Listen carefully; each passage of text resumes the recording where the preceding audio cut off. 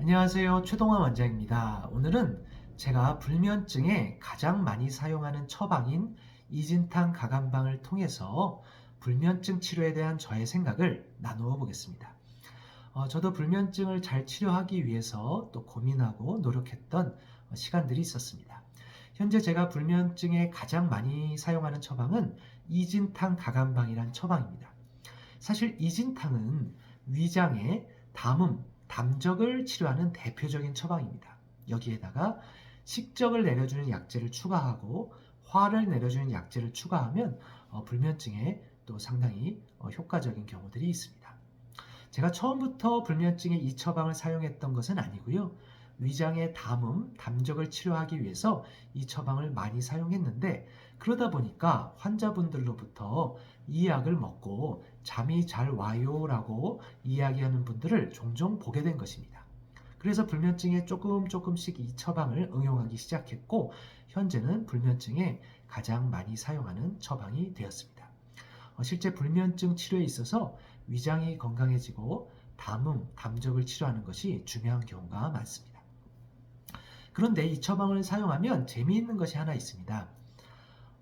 이 처방을 어떤 분들한테 드리면 잠이 잘 오고 불면증이 상당히 효과적인데 똑같은 이 처방을 어떤 분들한테 드리면 오히려 평소보다 잠이 더 안 오는 분들이 계십니다.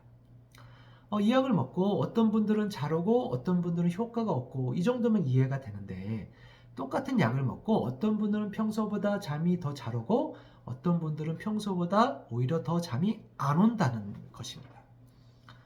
이상하죠. 이런 관점에서 생각해 보면 이 처방이 단순하게 잠이 잘 오는 약재들이 들어가서 잠을 잘 오게 하는 처방이 아니라는 것을 생각해 볼 수가 있습니다. 단순하게 잠이 잘 오는 약재가 들어가서 그 잠을 잘 오게 하는 처방이라면 어떤 분은 이 약을 먹고 잠이 잘 오고 어떤 분은 이 약을 먹고 평소보다 더 잠이 안 오는 상황이 발생할 수가 없을 것이기 때문입니다. 그럼 왜 이런 상황이 발생하느냐에 대해서 저의 생각을 말씀드리면 담음 담적을 치료하는 약재가 담적을 치료하는 과정에서 대사를 항진시키고 순환이 되고 대사가 항진이 되면서 각성 효과가 일부 나타날 수가 있습니다. 어떤 분들은 뭐 이런 각성 효과를 전혀 못 느끼는 분들도 있고 어떤 분들은 조금 강하게 느끼는 분들도 있습니다. 그 과정에서 담음 담적이 풀리는 과정에서 각성 효과가 나타나고 그로 인해서 잠을 잘 못 자는, 평소보다 더 못 자는 상황이 발생할 수가 있는 것이죠. 그런데 이분이 이 약을 또 꾸준히 먹어서 담음 담적이 풀리면 다시 또 잠을 잘 자게 되는, 오히려 평소보다 더 잘 자게 되는 상황이 올 수도 있다고 생각을 합니다.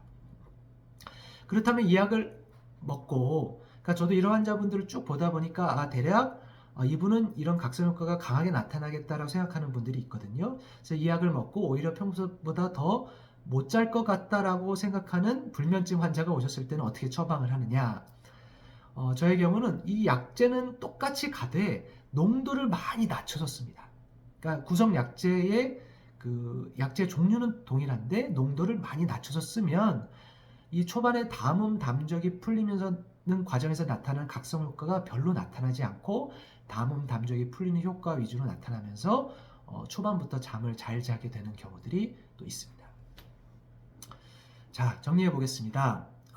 제가 이런 처방을 통해서 불면증을 치료한다는 개념은 단순히 잠을 잘 오게 하는 약재를 써서 잠을 잘 오게 하는 개념이 아니라 이 잠이 잘 안 오는 내부적인 이 원리, 또 위장이나 담음, 담적 등의 원리를 풀어서 잠을 잘 오게 하는 개념이 될 수 있다고 생각하고요. 이런 방식의 치료가 조금 더 원리적인 치료고 조금 더 뿌리를 보는 치료가 될 수 있겠다라고 생각을 했습니다. 그리고 이렇기 때문에 이런 만성적인 불면증에도 또 큰 도움이 되는 경우가 많이 있다라고 생각을 했습니다. 감사합니다.